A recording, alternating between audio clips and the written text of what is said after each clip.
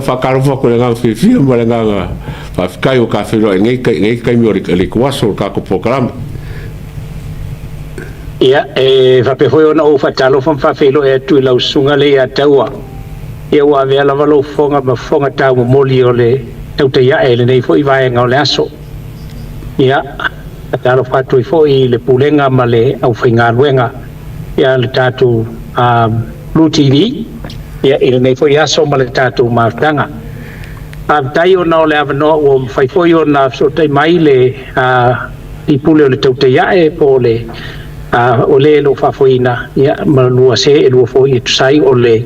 tūlanga e peo na e o na tūtuangia le maalufia. Ui lea a whilo e atu le pia maulunga o le tātou tunu. I so se tafa lava o lo whapeo na o tui ai i le malosi o le tautua ma le unanga ia le tātou whale walesi. Ia e mai se foi le producer o lo vapea foi ona tātou mafuta le nei aso ma le kionga ia isa ia katalo fatua ia te ia e mai se foi panga uma lava le tātou nanga i lau sunga le ataua malo le pale malo foi le folau malo le fatou toa ma le fatou tai le nei aso falongolongo toa foi tūlanga e peo nei ai ia ai momole atua ia lo faanga i le whaafonga le tātou tino alo falava malo so fu malo fa kai molo o be lava o foi e fai makoa ku e po kala mangi marka ko po kala e pa fanga so songi mai manga ko lo fai lo ia me so ka po je lo kango e ke fio mai ni vui o esa kalongo o ngor ko ke lo la ko ne fesiringia pe ka kaunga ng fa kaungi la ko sia o la so fi nga lo fa lo no ka pure. Malo vatai le ia taua il fa fome fo le tatu no ma le pulmonia a tatu fa le ina le polensia po le Vaalele le Samo Airways le o suia ia ia e ta ulava o le Vaalele o le tunu ai o ia taini ia pe fo na sa no le sa te ta il tatu tunu pe afsiringia tala o tupe o le company Vaalele ta sia ala na sa nga ia e le se me la ko fa longo i foi kala o kupe o le Vaalele kala o kupe ave nga o e la ko ka o shareholders o nai ave nga ia i tulanga pe o la toia a taula shareholders o la toia pule le Vaalele ai a taula vai le a taua ma fa fonga mai lo tatu tunu ia o le o tu ina tu le malo si anga i lo tatu tunu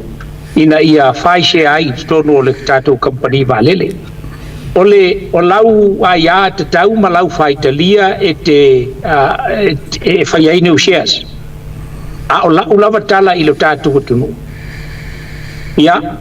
e le ise me o la iona na fisiringia le e lua vaenga tele au te tilo i whamanianga o le shareholders le ia tau o iei sau na vaenga mua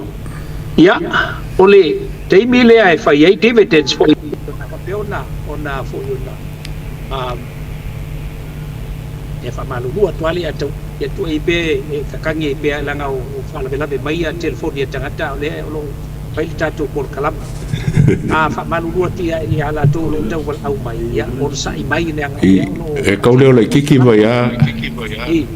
ya ona o le o lo o te tangi mai le telefoni so ya inicio lo malo tanto no lo papeona bala mai ya o le fo ko fa kasmai le fonga voi ya malo voi o mo le mai le fa fonga mai tanto no ai me se fo io lo sunga le antua fa bela vele ele me fa ya na tu vai ngai fio so tai mai ya wi le o tanto e foi mai o la ula fautuanga i le mamalo tanto no a fai te mana o tau o le tangata o le Vaalele o le tātou tunu lo na winga se teimi mo mole nei o te tala mai ele ava noa lea pea na ufai atu a fai dividends o lo na winga ini polo hiki ke kele al kako kampangi Vaalele e lo na winga e maua lau ia lau siau vaenga ile i mole o tufanga vaenga lo na lua ia o bengi fo your shareholders e ave ai ele priority me nge o feo inga i lunga o Vaalele ave ia la tau le wha mua. E ama pela ke malanga ia lo na winga kule merka ko Vaalele lo nga winga business class mai ile seat mo ka wa ile seat coach full markas lo nga winga serve umatanga tape afai ol tatu tunu wanto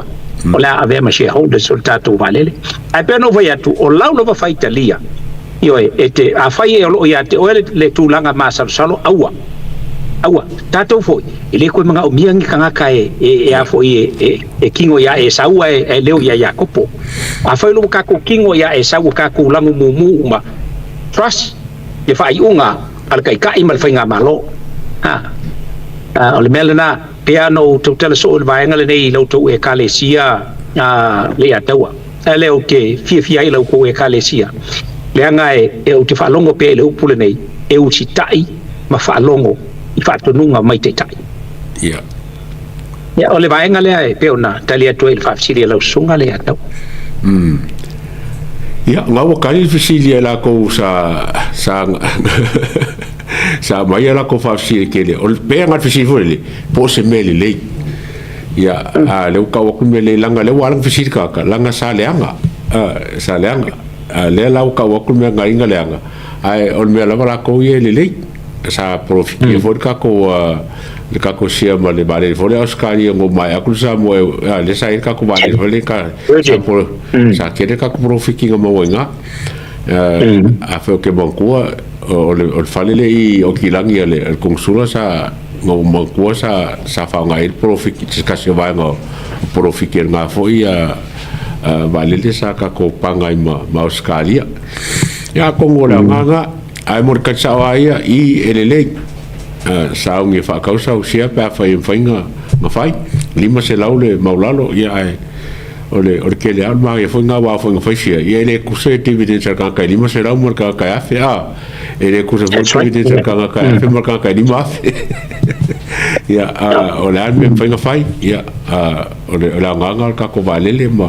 mo foi ka Vaalele wa lisanga mo kre lo por le listo le lisi Vaalele mo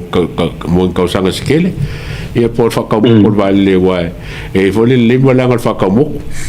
ya ka Vaalele ke vai ka mi ero ko e masalo por ki se lau par sulu milionga I lunga lo se lau fa sulu milionga ba tele ya ka ko fa ka ria ko ki sau le kala a ko le ka ko Vaalele mo ka ko sies mo fa kulanga ia on kako alo kako sawi mawa ako ngoranga kako kalonga Vui o ke koe fia foi ai kua se ofisingia o le mele walanga o esa e leo manga ia wa lo akamai fa leo Vui wa o le foi ngai kanga luenga o le sa le news le ngamenga le fonga le sa mo capital radio Wellington nga o le ofisa I pekesa e kau ia kule pa o morianga la le fai le fianga fo in miska ya iongo Dr. Alec e ke Roma o le la fa pe nga alu ya le ka umenye le news le kule pa la le ka le walu no official o le lo I ya pia e fa ka ule le wa ko le nga ko pe ke sa e ka nga suma I pia o le la ko foi ya kule pa male kulanga wang kalia inga le morianga polan mele wo ye ai o mele ka ki ia Vui a fai ke mankua le ke minga ave foi la audio malia ko sa ka filanga passport ia masangi I think every Monday or every Friday sa sangi foi ia le fianga foi o le mele e kupu foi akule pai ilo si la fia o le mele ka foi akule pa ma le mele le kupu ka minge ai lo failo ole a foi ole morianga le mesili ona taua po le al morianga la moliai a fai ole morianga la moliai ole defamation lo winga e alu la lo le criminal lo winga e kusa le ala male morianga o fai anga ile sa fai ala uli ale male toa ole kulanga la e ka foi la onga kako o fakingo le kulanga e pe onga yai o le pu o ngaka makulanga o mafapenga ia inga ua mai awalonga winga o le kalanganga le fa kalangoi ia mafailanga lang fa makalanga o malanga failanga fa makalanga ia nga pero la ia le faila le ole ia le la ko kirkilo ia po se vaenga wa kalfe ngai po wa maku ya ke le kulanga pe o ngai ia on fa kingo la ia vaenga ka fa king e pela o ngai ia la longa le ka fia o langa fialwa o le kulanga o ile pe o ngai ia a o me umalanga ia a failoa o le a mga ko e kaofia o le a faia ia le o le a press charge lo ia le vai wa magua o le ua o le kangi o le nga fai e ai fo ia le fionga le minska le la ua wa ala ku le kanga ka mo e la ko failanga am kalanga ma kilolo le anga ia ile maka ile kulanga ole maku ya o ku inga ma kau fa leanga nga fai o ilo la fa ko amu vai lo le inga u fa maungia ma o kalia wala ba evidence e kaulo onga lokalo maka fia lo ia o fa penal fa ngol nga ngai ko wala la ku kuile pa kalia ku sai ia ma paisanga fa kalanga kalia fo ila le faiolang fa kalanga kai milea wa baenga umaya inga ia fe ku nga ia ile le makanga ngai besul kum singa wa kum singa lava yang ke fail fa iungol me akola lengai ia po wa lava ia molianga ia evidence e kawelong failo le molianga faila lol molianga longa winga ia wa kaulo fo yonga onga o kulanga umaya nga fa nga apa ya kuilepa o ya la ul male ko o le aka alewa le ufa maungia le la wa entaloa ya le molianga sanga nga ile o fa maungia o lava molianga ya anga ile kai o le ku ngai po le sunga ya kuilepa sai le mele o ile nga fa lo wa ku fa fo bel tato maloroi o la polenga wala fo makai o la kunguma o lava lo ko fa foi maru si de fie me fa pingi o le polenga le ye o le ongo male yongo o fea le mele wa ka kile manga kupul mele lengo ko fa ke kainga sa fa sa kanga fi mele kupul va o lo makule pa uma ngo wangi mo va ke morianga ia ai e funga le fela simba morianga nga mo sokanga al sokanga le o le ongo sofa yongo mo sofa yongo ele on kupu mai ese ele on kupu mai sokanga le un ko fa ma fala ku ngi me mo ku ba ke ole se senga ole mata pule nei le nga ele o fai pule ku ile e par swa fai ono ele o molia fo ia le swa fai ono la molia le swa fa tu ile e pa ta ile le mali le ngoi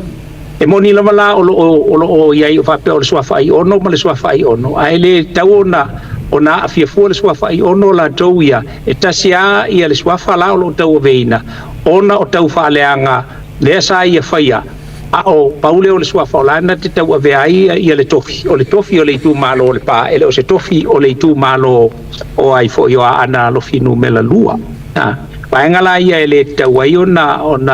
anga ia i tulanga va pena e mai se la fo ia o le mafai ona o wanse o ai le maka upu ngei ma o faila ma o fo ile mo al fam sino ngai lim fa ya sei si mai lim fa yunga o ngoso ku fu ka ko nga ngu e fa le lave il kulanga ole a fo yole e fa ko wala al fam sino nga lato a fa ya e uia e o nga ole e uia il kulanga nga o nga fa pe alanga o kuila pa fo ye o lo ia umir so fa i ono ya ka ko mangingola ya fa ya nga kulanga ya ole apule mal fam si onga la ko pe ngo va ko via ile fe ya i me ye lua ile fe ya i le kofio ole pa ya male swafa ai ono ya fa singo ile kumalo wa anga lo fingu mel lua ile ngang fa lo ba ku fa fonga sam malo harmony agreement ka ke mga kilia mo be ya wa nge ise be ya ka wa le mai lumai ka pu nge eu kupu se me ka harmony agreement le bale ele ma fai ona tupu se me va pe lenga ole meta upu ole ua nga i lumo tu la foto ele ma fai una ka ko voiwa ka ko ker kongule fale kongule me ole harmony agreement nga fai le ma fu nga nga le ala inga fa lo fe sasi me uma o nga le se ka ko mal ya harmony agreement fo ele amala ma se ka ko ke lo ngi harmony agreement ia vaenga ngi kawang sila ko ai fai fo ia ia se finga ngalo fa pe ngisi o le sa fa inga ai fo ia io sa kwala fa pe fo ia ai fo ia le pepe ma ai ono ia ma le makua fo ia ka o vea ma fa fiku ia la ko mungo la mal malapa o pel me sili o kangaka la suafa ai ongo ai le sanga sala a le fa kasinga ia por kangaka la suafa ia ai ongo ai fai nga upu fa vale me fai fela kangaka apo sa o pe apo le fale ko ia le mel nga pule la ko ai ka ko wa ile mfai nga ko ofinga me o harmony agreement ko wa pengi mai le vale fo ia i ono elek ai o fa kasinga le suafa anga mangaku ia kuile pa lenga langa lai ker ko ngai o ia kuile pa o ia sa ve pali mia o ia sa ve ma ke okupe ole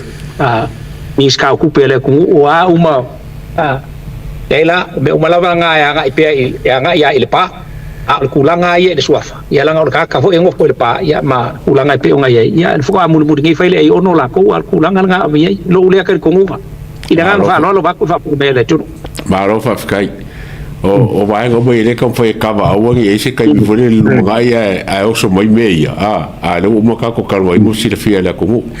o vai a kule i fa si ngora fa la lili le va fo yo ku lo mama ma fo ngi ma le fa ka ko sui pare mi ko lupe o le mo ia mo ma fo ngi ko lu a pe fo ringa mo mo ko lu e ngo fo fa fo e ngo foi fa fole fa pe o fiu sue o le po fe wo ye ali arba o mele ka o ki ku o le la ka o ga fa o fam singonga ali li maua ia mo mau ye lua o la nga lenga i so a si da fia la nga lenga nga koro mo mau ia fam singonga ma kam fa e suen mo mau ia le wo ku langa vo le mau ara va mau le no po fo inge po fe wo ia mo mau ye lua a pe ka wa ka ngia mo mau ye lua mo fo fa ole makau purnge o ke kan ko nga uia va ku fa fo nga lo tatu tulu ole makau purnge o ka o nga o mai sa o ele fam sili ia po fe kongu ale ku ai le maka upur ngai o le fesiri ke le ilo ule ma fa ko kasi ba ku fa fa ba lo ka ko since when ba history o menge o fo yo maka upu fa penge o e anga i le fa msingonga since when e mafai ai o nga oda ele fa ese fa masingo ni moli mau ele i fa ka ko inga ele i avea ma moli mau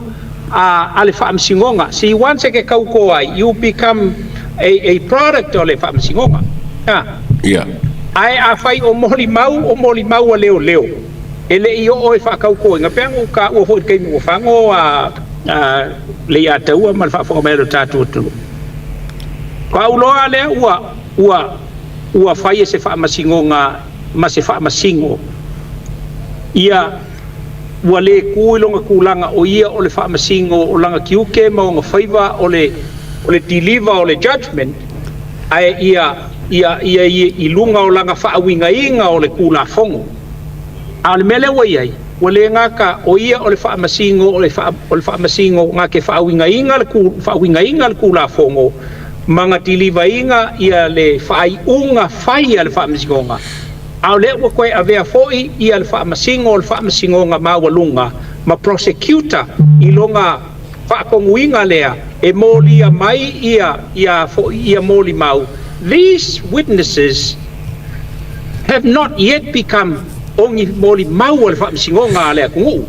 langa ele fa kaukoinga le fa masingo nga they were never been sworn in pawala ko mele nga fight ole alwe kusi langa fa makalanga e kusai o nga umale ko ela umai leo ia nga ia langa fa makalanga pe o sa o uma ia ka leo nge ke o se me lai fight pe se fa longo leo ka ko ngi me se ia nga ko fa fongal tanga ta moli mau ilanga moli mau lea a mai aloa o nga pe ku leo le a me uma ia le sa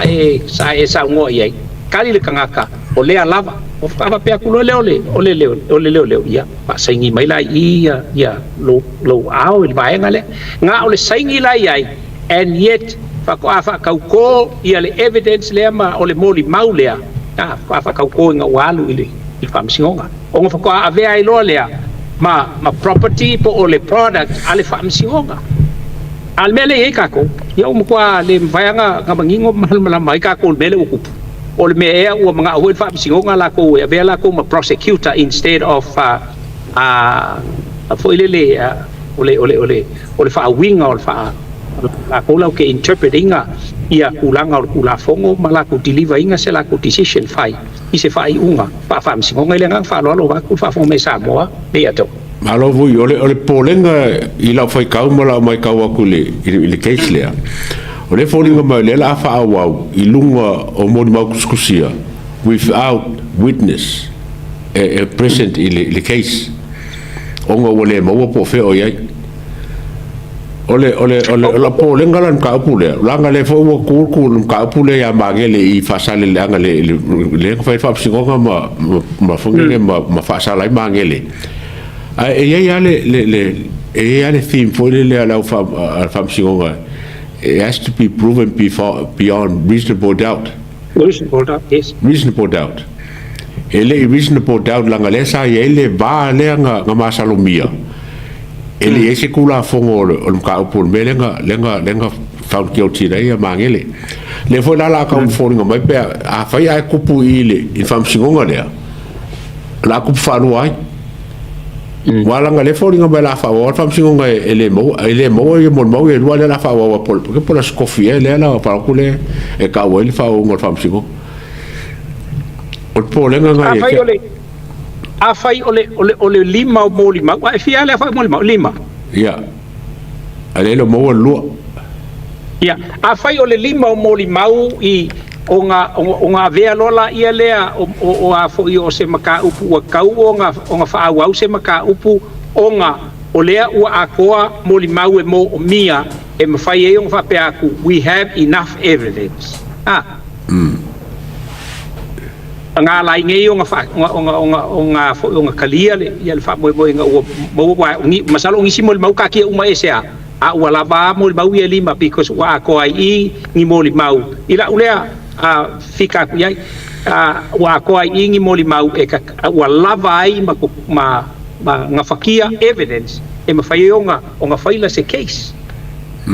ai a faida ole lima le la wa le faionga ba ole lua ole fisiri la are there enough evidence is this tree enough e carry a case less through ole me voile pe nga va ko le pe nga va e o ke muso ke fai se kala inga ia langa ole ni fa pe fa o ka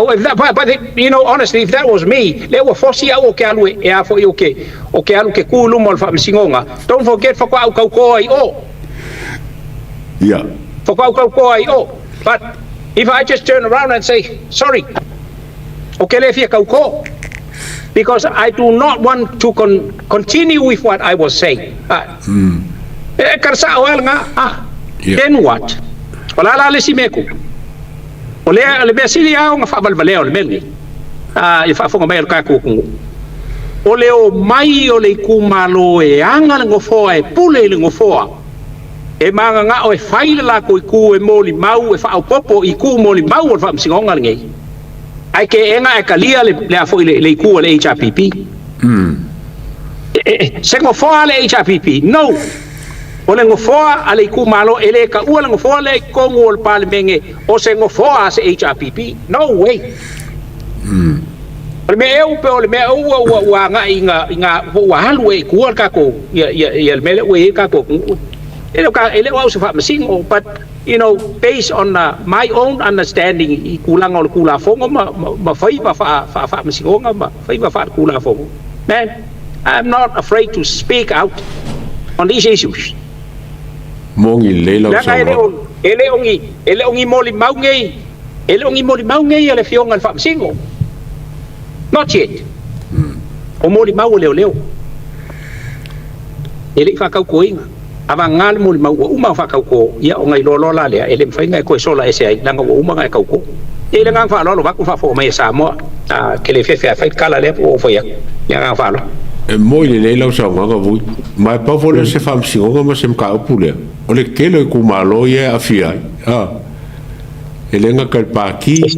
afia mai o mele ia ngamula uloka afia mai yanga ma ia afia fo le si ku le e o ko o le ke le o me fai a kasi le ku malo ia ke un kwa fer ke le ele o que ele le fa carry on ko e ele kula fongo ale kula fongo ale malo me ka trespassing ia o trespass mo na wala ia o trespass le sui fai pule o savai anga i le ku malo fa le alil o le kala fo ele kungu se o le kai faua e a fo e oso ele passe o le kai fo ngai kongia ele winga le fam kalanga o le fo la trespass le oso aku ale a fo ale moli maule ya anga e a fo e fo ira fu le ai u kusa le me kongo ale ka o ke ofo ngai fa masingo pe a fai lau ke le lo fa winga ia ngai me it's even any small a young kid e la onga e kau e malama le mele ole le ya awe ke sopo fu el kwa oi awa e sopo kwa oi lua me ke a fa ingai ale ole ala por fanga you know ole le ola ka o se mai Vui e ke o stress se ri ku le